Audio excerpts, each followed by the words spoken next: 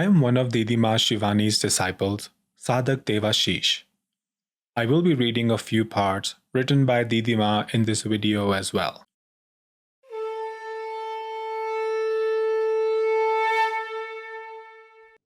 I wish to take this opportunity to share with you all a poignant event that took place early on in my life. I was sitting alone in my room, reading for a test the following day in school. It was late into the night. I turned back to my book when suddenly I sensed an unmistakable presence to my right and another to my left. Before I could determine who it was, I was out of my body, soaring upwards with two male astral beings on either side. As we continued to ascend, they said to me, "God wishes to speak with you. We are here to accompany you to Him." I sensed one of the presences was a very evolved being. The other was much less evolved. As our journey progressed, we flew in silence. Unexpected as this incident was, I remained calm, as if this was an everyday invitation I had been getting and complying with casually. For what seemed a long time, we continued to rise ever higher. Finally, we arrived at a point where some unseen threshold, a threshold nonetheless, we were to cross. The lesser of the two entities came to a standstill, and without words, exclaimed that he had no permission to go beyond that point. Communication in other realms is done in frequencies or telepathically, though you may receive the message in clear words. The two of us continued on our journey. Then we came upon another point where the second one also stopped and exhorted me to continue, as this supernal being was not allowed to cross this second invisible boundary. I moved forward alone. As I crossed the second threshold, I found myself in extreme darkness. Darker than the darkest night. This place had vibrations of pain, excessive inconsolable hurt, and unspeakable suffering. I sensed this was a place full of throbbing agony, smarting stings, and torture, though I didn't see anyone inflicting any torture on anyone. Highly aware of my surroundings, I kept walking as if guided by my inner being. Then, out of this darkness came their pleas, requests from the residing beings of this plane of consciousness. They were imploring me to pass by slowly, to tarry a bit, because they found my presence to be comforting, soothing enough to give them a brief respite from their torture. I looked around. I sensed that some of them were emerging from the darkness fleetingly, though they were so dark in hue that they appeared to be part of the pervading black. I was disturbed by their grief, to say the least, and came to an understanding that this plane of existence is known as hell. This particular section of the netherworld was inhabited by the spirits who had played with witchcraft, black magic, the evil eye, spells on others, or negative tantra in their lives while on the earth. The practitioners of the dark art aimed to make money, make greedy advancements, or harm others for their petty gains. They all employed such deplorable methods, hence they were here. Whatever the case, their actions sprang from selfishness, self-aggrandizement, or a total disrespect for the law of karma, which spares no one and keeps an account of one's ill feelings, words, and lowly actions aimed at other beings. I intuited their cruel pangs of guilt, or remorse of an excruciating kind, which gave me tremors of fear in my being for their future. I realized through this experience that every living human creates his or her own hell by having malicious thoughts, hurling hurts at others, or practicing extreme selfishness to get to their desires. If you look with awareness as to how things go on in our 3D world, you will find that more often than not, a person reaps the fruits of one's karmas in the very life they incur them. If it doesn't occur in present life and the body falls, they might have to work it out on a plane of consciousness, such as the one I had just witnessed, or perhaps in future lives. After a short walk through this darkness, I found myself confronted with the final unseen threshold. With some trepidation, I crossed it over. I was still a bit unstable about what I had just seen and detected.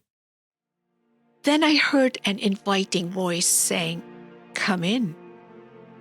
I entered the arena from where the invitation had emerged.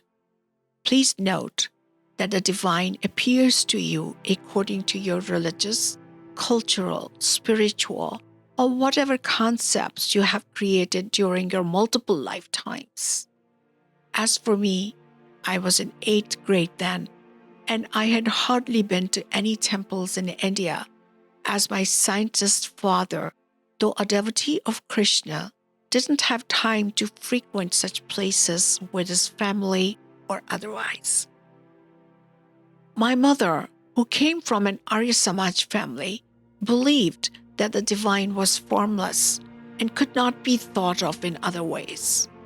In answer to our questions as children about the supreme power, we were told by our mother to look for him within ourselves. We learned from our grandparents later that the divine can be formless and may choose to appear in a form too, since the Great One knows no bounds. It is a task for me to put into words what transpired next. As I went inside, I remember looking up intently into a void. The sensation was that I was being washed and was surrounded by nothingness simultaneously. Fear of the unknown overwhelmed me, and the helplessness of a not yet an adult was profound. Then I saw 2 beautiful eyes focused on me. With every fiber of my being I felt and could see an indistinct form emerging from the pervading nothingness, pure, indefinable, and transparent. Then I heard him speak. "Why are you so scared? No one is ever afraid in my presence." At this, a movement of total surrender to the Great One ran through me. I felt an immediate calm. He spoke again. "I am God. I have sent for you." His indistinct form that had emerged from the void would melt into it, to surface again as if it was the void itself playing the game of existence and non-existence. Those eyes, magnificently brilliant, yet careful enough to contain that brilliance within their boundary, were far beyond any human emotions, compassion, attachment, love, hate, or any form of bondage. They were perfectly anchored in flawless freedom as they looked at me. I wanted to cry. It was beyond my comprehension to experience someone so outside of any familiar emotion to me. Then he declared, "I called you here to remind you that you are a free soul, a liberated one, and I sent you into this world to do my work. The work that entails the spiritual awakening in humans by dint of yogic power." In complete awe, I stood there speechlessly. He went on to show me some glimpses of my future. I was unable to recognize myself in those scenes. In one highlighted scene, he paused. Do you know who is sitting there calmly in that chair? Where many people are lined up awaiting a chance to get a brief glimpse? I shook my head. That's you, he exclaimed. Did you notice this queue consists of some of those that are great in your estimation? He asked. With a jolt, I recognized some of the people present were the ones I had looked up to and had always imagined to be extraordinary. I have always had this characteristic of admiring the special traits in people, especially in my school teachers, which unfortunately would not last. As soon as something in me became aware of the opposite of what I admired, the whole house of cards toppled every time. People present in the queue that I had regarded were in actuality just regular or average people. Nonetheless, my immature understanding at the time had colored them into a hue they couldn't carry for long. The only time my admiration survived was when later in my life I came in touch with divine beings, the realized beings, the God people, if you will. Unlike ordinary humans, they never wore any masks and didn't pretend to be anything they were not. An aspirant of the spiritual path learns that he will be considered authentic when the Most High accepts him as his own, that he must comport himself in a manner that behooves his highest self, and that he is not fodder for money, prestige, praise, ego, and ambitions the way an average person acts. Instead, he is here to remain connected to the divine and his will. Such beings are rare, but I admit gladly that my desire to admire such manifestations has been fulfilled amply.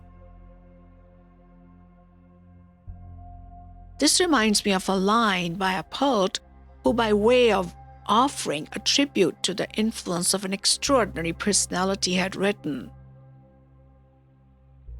"A woman has given me strength and affluence, admit it." I want to revise it somewhat and say with heartfelt gratitude, my divine beings have given me strength and affluence, admit it. As I gazed upon the scenes before me one after another, the highmost continued, "This esteemed woman is you. Recognize yourself. It is no one but you." Other glimpses of my life were also shown. About that some other time. It was time to return to my earthly home. Suddenly I felt like I was falling from an unbelievable height, weightlessly, the way a feather floats effortlessly in the winds. I found myself again in my room, in my body, with my hand on the open book I was studying. Sometime later, I realized that I didn't return without some unasked blessings. To name a few, I developed an uncanny sense to recognize true divine beings from ordinary ones, and a gift of special grace to rely on the divine. If I am in the presence of a divine being for some time, I get to know what heights of evolution they have gained in their spiritual journey. I do need to be in their physical presence to make the determination.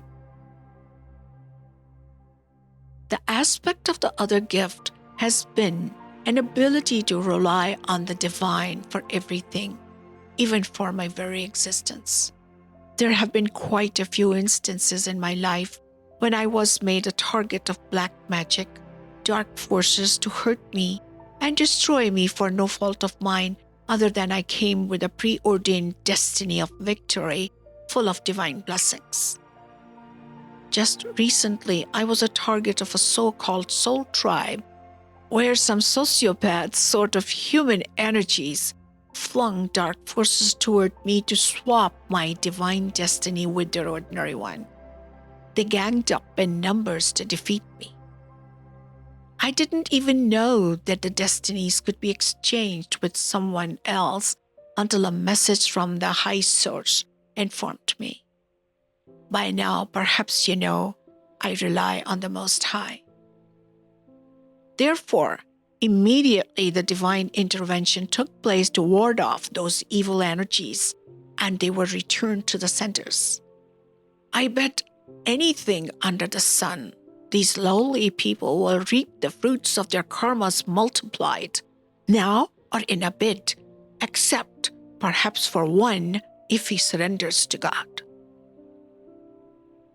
Babaji of Banaras, one of my favorite beings, once exclaimed without context, "You know, you will always be protected divinely and remain victorious." Kabir, the mystic and a divine sage, upheld the same truth of divine protection by saying, "Jako rakhe saiya mar sake na koi, bal na baka kari sake jo jag bairi hoy."